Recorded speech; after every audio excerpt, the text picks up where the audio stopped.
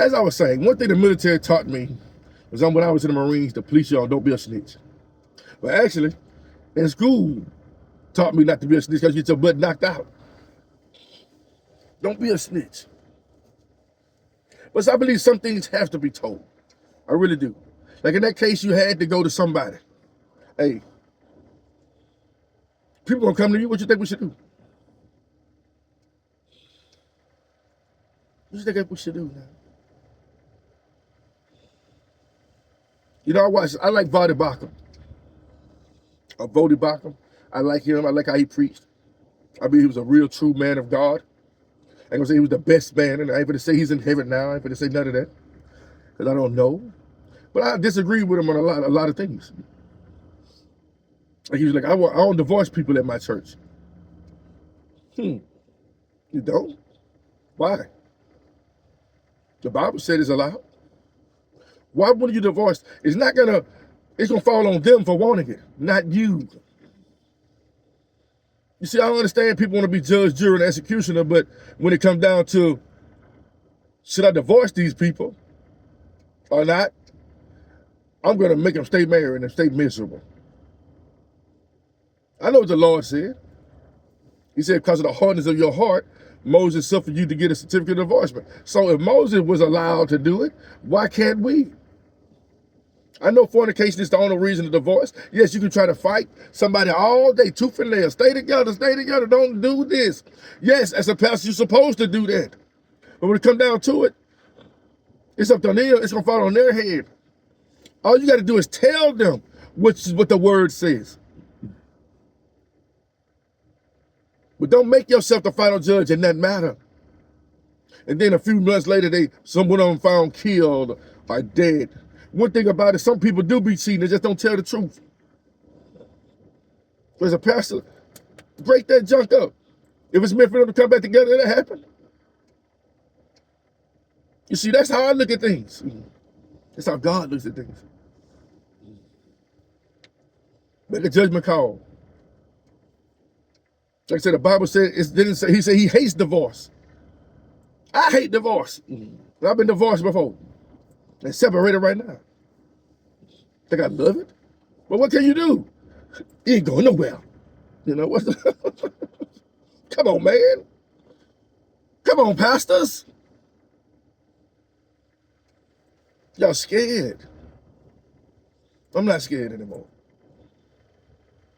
You know, I got nieces and nephews, son, daughter, cousins, shacking up. And every time I see them, when y'all gonna get married?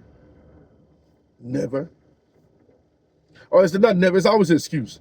I want to, but we trying to wait till we got such and such amount of money. And I hear a lot of people, I'm gonna tell y'all the story right quick. I'm gonna tell you how I know that's bull crap. That's the excuse the devil used. When I met my wife, that I'm separated from right now,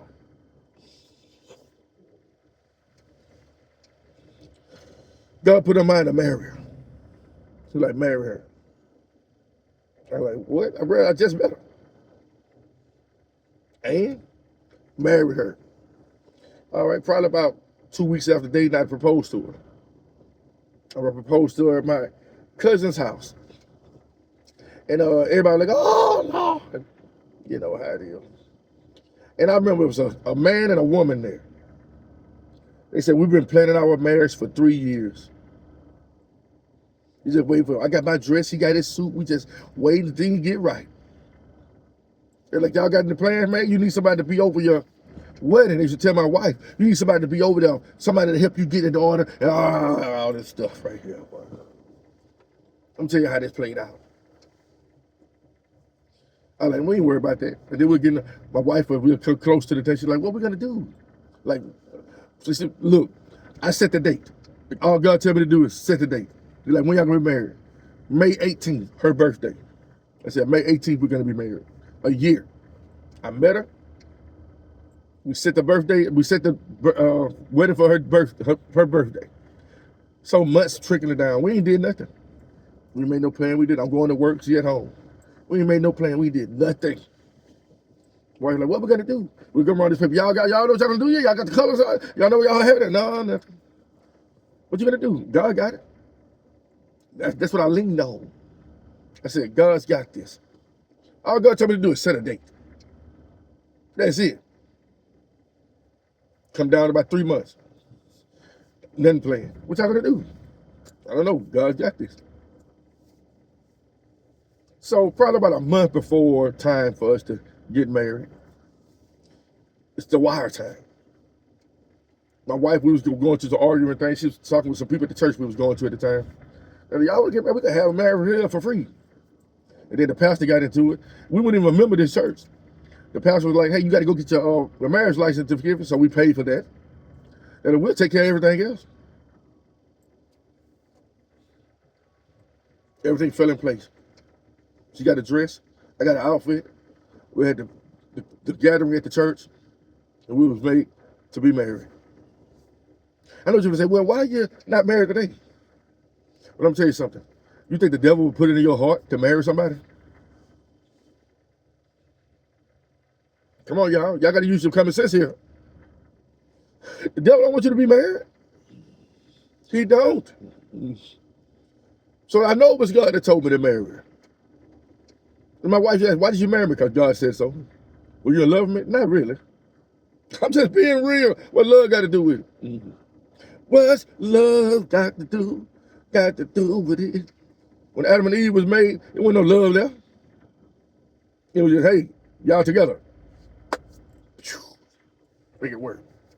You see, we make love about everything. You can fall in love with somebody. You can fall out of love with somebody. You know, I ask myself this question. I'm like, Lord, why did you have me marry her? Just for me this divorce. It's the second marriage I'm in. I look like how I'm spread the word and can't even handle a marriage. What would Jesus do? Marry her. If you're going to be with her, if you don't want to be second, if I wouldn't have married her, that means I would have been having sex outside of marriage for 8 years. But I married her. What would Jesus do? What would Jesus allow you to do? And I'm like, man, this don't make no sense. Now, I'm not saying my wife a whore or a harlot, but I looked at the type of woman that he asked Hosea to marry. He didn't say go find you a woman in the church and marry her. He said go find you a woman love with another. Like, what? I mean, I'm sure Hosea was like, well, when I first met my wife, I'm tell you what happened. She was dating somebody. And I was like, what you gonna do? I remember she picked up the phone. She called him. She's like, it's over. I was like, wow. I wasn't expecting that. And the dude stopped showing up. Amazing. Now, how the story gonna end? It's up to God. You don't know. But you make those judgment calls as a man or a woman of God. If you pray and pray and pray and God makes a way, and God allowed me and my wife to separate, it is what it is. You see, people think everything's going to go your way or my way. It's going to go Yahweh's. You understand what I'm saying?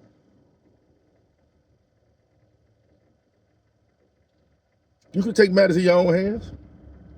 But like I said, a lot of people don't want that wisdom for real. They want it, but they're not going to utilize it.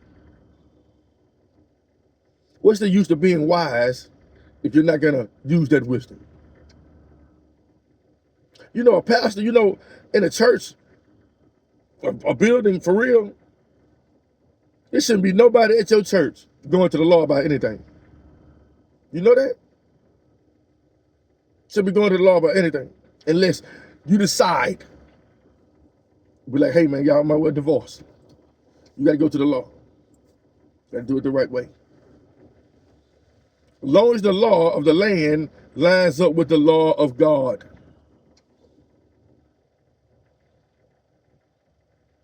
You know, God is a great God.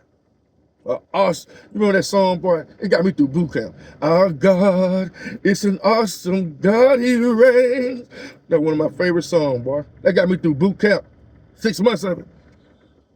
He is. You know, I ain't gonna lie to you, I got a no give up, don't give up mentality. But listen, that doesn't mean I want to eventually give it up and give it to God. You can only try so hard and so long at certain things, people. Hoping and praying, hoping and praying, hoping and praying. And God's like, you see, nothing ain't happening. Hoping and praying, bow. When you get in your head, flee. What? That's what you trying to tell me this long time? Why you think I ain't been working out? I know where your heart was. I know what I told you to do. You praying for this, and it's getting worse. It's getting worse. It ain't getting better. It's getting physical now. What you gonna do? You gonna stay here and fight it out? Till one of y'all dead or in the grave? Or you gonna leave? You see, a lot of y'all, you pray for things, and then when God tell you what to do by not fixing something, you don't want to do it. Oh, God's still working. Come on, y'all. Discernment. Discernment. I know you wanted to work. You know, the job I'm working at right now, I make a certain set amount of money. But you know, I was making this amount of money almost a little less than what I'm making now 7 years ago. I was working at a job and I was another moving company and I was just mad, man. I was like, God, the dude don't respect me. I remember he came to me, man. Most like me, I didn't realize how work is. If you're a pharaoh, you want somebody who's gonna give you the opportunity to do less work as possible. That's the boss man. And that's what it's about. You don't want your boss to be out there breaking his neck. Right? So that's why he picked Pharaoh. He picked Joseph. Hey, Joseph, you over my whole household. It leads me to another story. You know that man that's talking about the meat falling off the bone? People like he's a slave. He's a this and that. That man probably blessed and highly favored. But y'all mad. What y'all mad? He need to quit that job and start his own restaurant up. What if he happy where he at? Anyway. But he put Joseph over everything in his house. Right? But anyway, I remember the boss, he was a little jealous of me. Because I ran that place. And I'm being real. I would apply for a boastful place. Like, let's put it this way. They put the schedules on the board. We go outside, we be like, hey man, you got the biggest job here. Hey, we're gonna finish out, you need some help, come hit and let us know. Bam. We'll come back, all jobs complete. The boss like, how this happen? So we communicate with each other and we help one another out. And I remember he pulled me to the office and said, hey, you saw everybody listen to you? You used to make everybody listen to me like they listen to you. I said, let me tell you something. You're gonna have to build that up. You're gonna have to do that. I said, I don't know you. I do not know you at all. I told this to my boss. I said, I don't know you. You got to show yourself approved just like I had to. So after that, it was over with me. Like, just jump on the bandwagon. I just ain't that type of person. So everybody got to prove themselves to somebody. But anyway, I remember we was beefing hard and he was like, you think you're in the movie industry, you need to move on to another place and all this. He brought in all these other people, warehouse managers and stuff like that. Oh, you need to Mr. Perfect here. I'm not perfect, I'm just people flock. If people come to me and made me the leader, I gotta be the leader. It's very simple.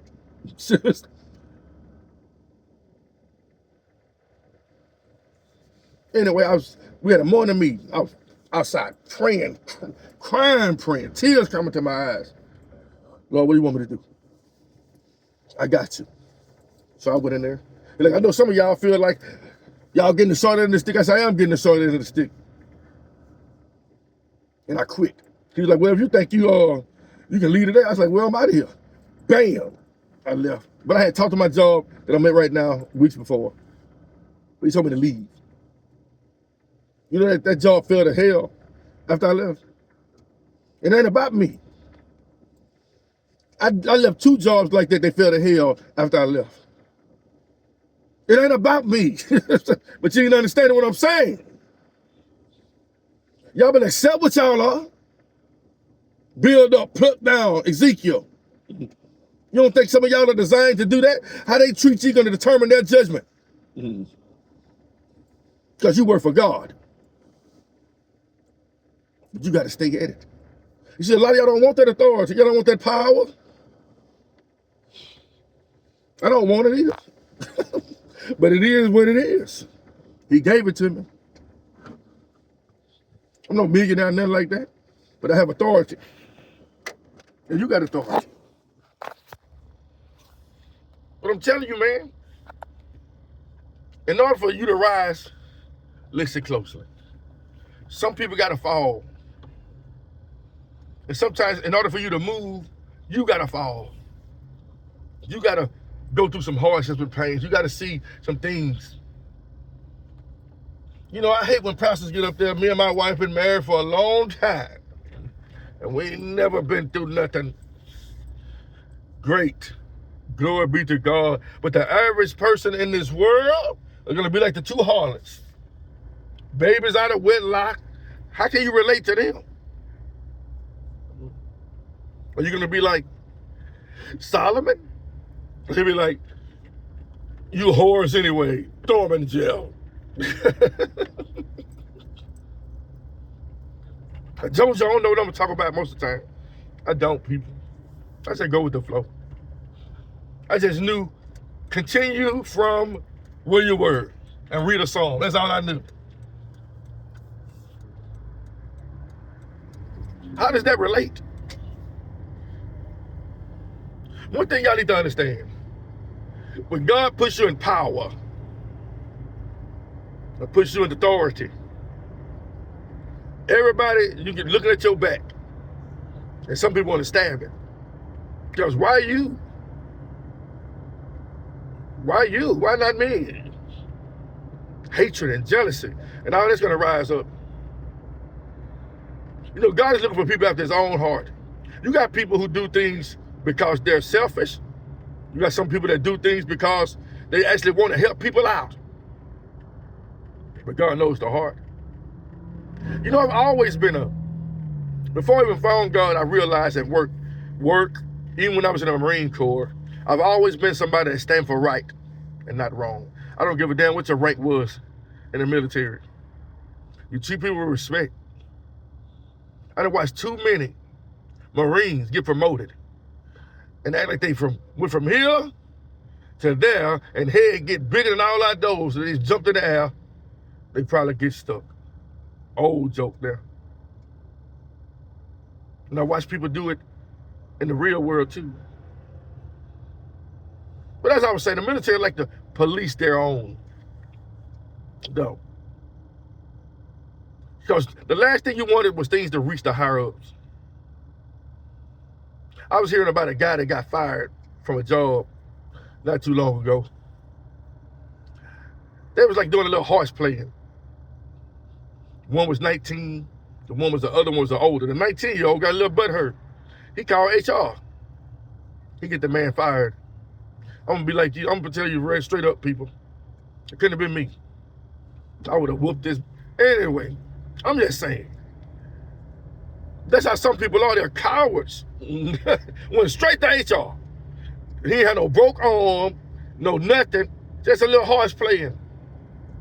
You see, we live in a world where they design you to be snitches over nothing. Wimps. Punks. You know what I'm telling the military, man, there's so much stuff that got swept under the table because we covered it up. We policed our own. And guess what? Us as the church, we're supposed to police our own too.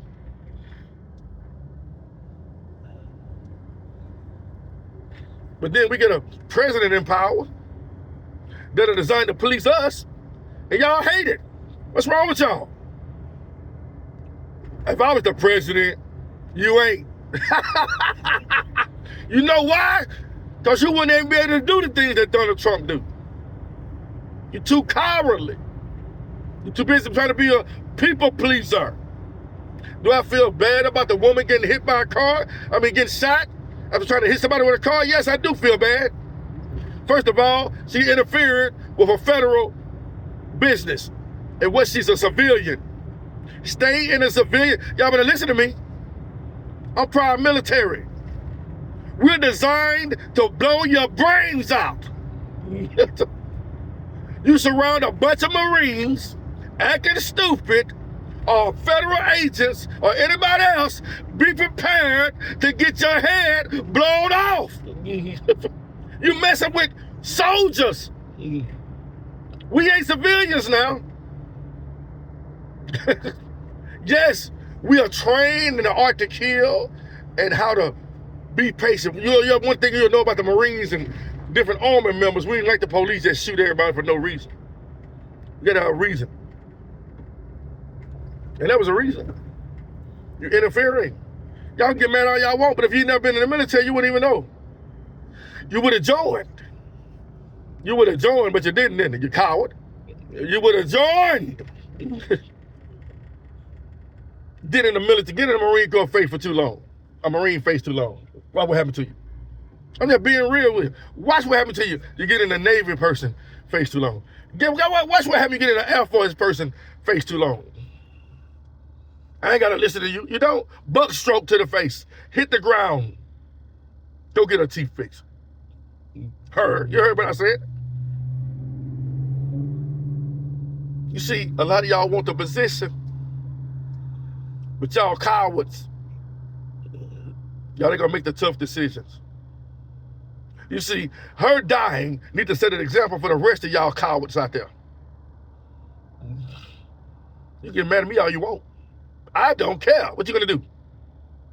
I don't even carry a gun, but I carry a knife. That's all I'm gonna say on that.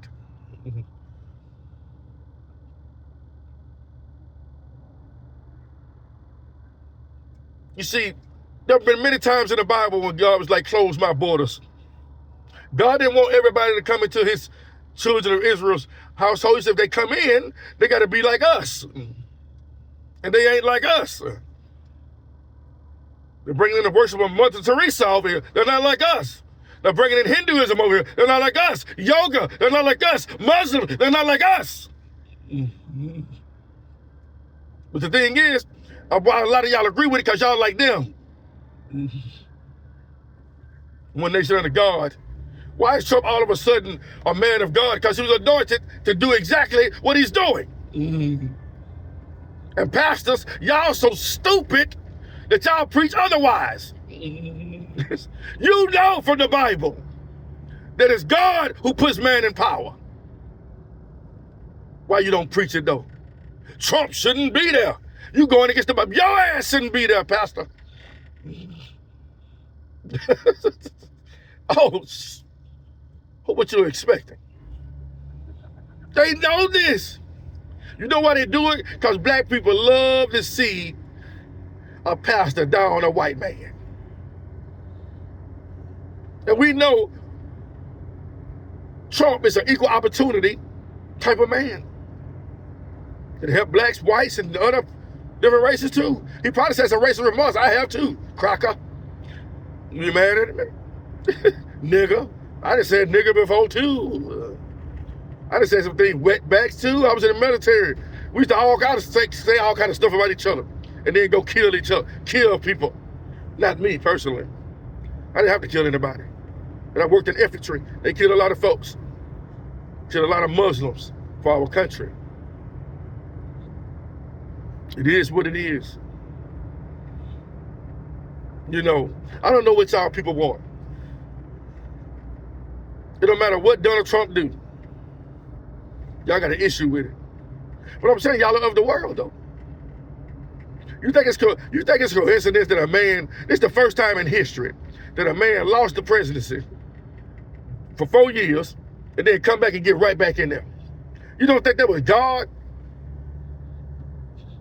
I don't care if he do turn out to be the Antichrist. You don't think that was God who allowed that to happen? No, y'all wanted the other lady, Kamala. She wanted to legalize drugs. Do you see the plot? The plot thickens. She wanted to legalize drugs, whoring, everything else. So wouldn't it be beneficial for her to open the borders up? You see, y'all so stupid. And I'm not even somebody that watch the news all the time. But information come to me. This place would have been horrible if that woman would have won? First of all, she ain't supposed to be in there in the first place. I stay in Mobile, Alabama. We got a Governor Kay Ivey, a lesbian woman, old Christian lesbian. I can't wait till she get out of power. I respect her, but I can't wait till she get out of power. But how did she get in power? Our evil selves voted them in. But I'm not finna vote ever. I know who my God is. And I respect whoever God put in power. If they were to demote me today and put somebody else in power in my place, I'm going to be okay with it. Just my time. Why can't y'all be okay with it? Leftists? Democrats? Like I told my boss, I said, somebody going to lose and people going to be upset no matter how it works. That's why I don't vote. You know, I don't even want to be in politics, but I bet I could be. I don't be your regular politician, though. I'm going to be hated. Because all kind of Sabbath days going to be changing in the region. Holy days are being back instituted. Like I stay in Mobile, Alabama, where people love Mardi Gras. And there's so many different cities around about, okay, we finna adopt Mardi Gras too. Look how easy it is to bring Mardi Gras to another city. But it's hard as hell to bring any biblical feast day anywhere. And we're supposed to be in the Bible Belt. What Bible? You see, God is looking for men and women that's going to enforce his ways and stay in it and not conform to the image of the beast. It starts now.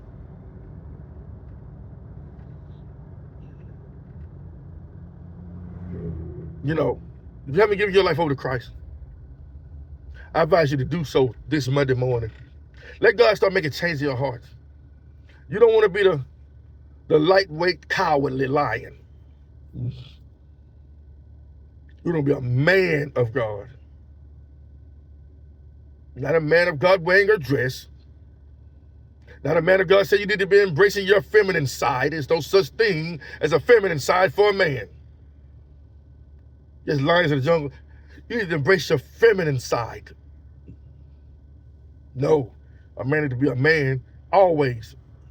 There's only two genders. Even when you pull up your job prescription things, they got what the job application, they say male, female, or don't want to say nothing. It's still the same, people. Transgender is not down there. Not the ones I've seen online. I think we should just dress race out. And they'll be like, who do you serve? Bible believer? Holy Bible believer? Quran believer? Buddha believer? That's what we need to put on job application. And guess what? Don't mean you got to turn them away either. But at least let me know that. I rather know that than the color of your skin. I rather know who you serve. But people gonna lie on that. You know, you gotta put, that's why it really don't matter. Do you understand, people? But in order for people to get over here in our borders, like I said, I got a brother-in-law that fought tooth and nail for years to get his green card.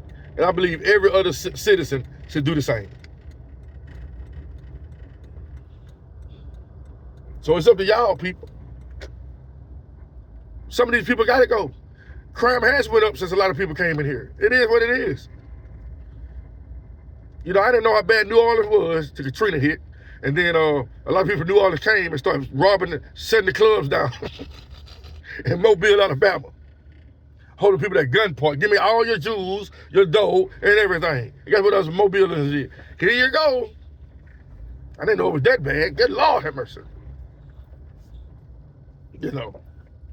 But I ain't saying Alabamians are some pushovers neither. Don't believe Californians or Virginians. You come to anybody's town where you ain't from, it might go good or bad for you. Disrespect people and utilize righteous judgment. You see, we don't want nobody. We ain't trying to, Trump is not trying to play a bully. Trump is trying to fix what the prior presidency messed up. And he said it when he got up there after he got put in office. He said these things. And y'all like, oh boy, he shouldn't be talking like that as president. How you supposed to be talking as president? Joe Osteen. Anyway, that's all I got for y'all people. God loves you. And men, I'm tired of y'all being cowards. Actually, I ain't tired of that. God is tired of y'all being cowards. Politically correct. Man, come on, man. Be real.